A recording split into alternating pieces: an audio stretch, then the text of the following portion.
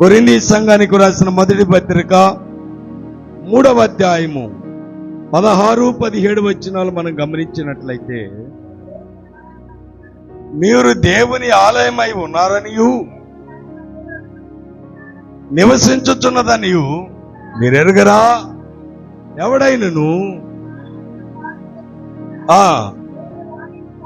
పాడు చేయను.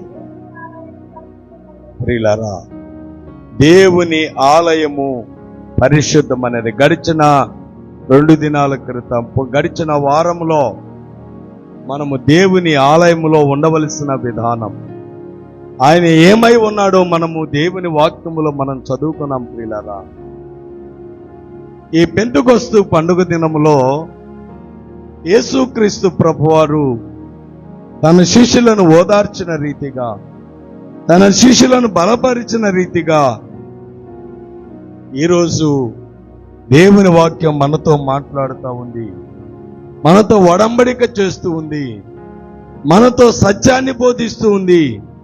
ఆ సత్యమైన వాక్యం నా మనసులలో, హృదయాలలో జీవించేటువంటిది. కాబట్టి దేవుని వాక్యము,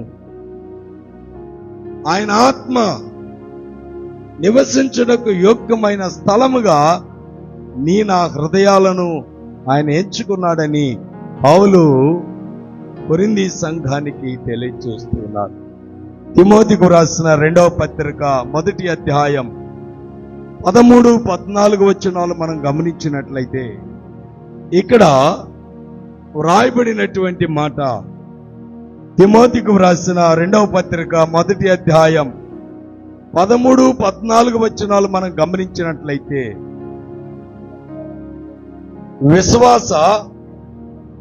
విశ్వాస ప్రేమలు కలిగిన వారై హితవాక్య ప్రమాణమును గైకొనుము,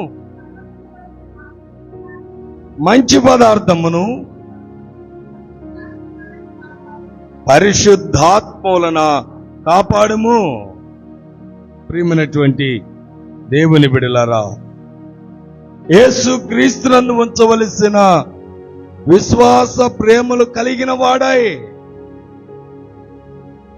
నీవు నా వలన వినిన హితవాక్య ప్రమాణమును గైకొనుము. ఆ మంచి పదార్థము మనలో నివసించు పరిశుద్ధాత్మలను కాపాడు. ప్రియమైనటువంటి దేవుని బిడ్డలారా,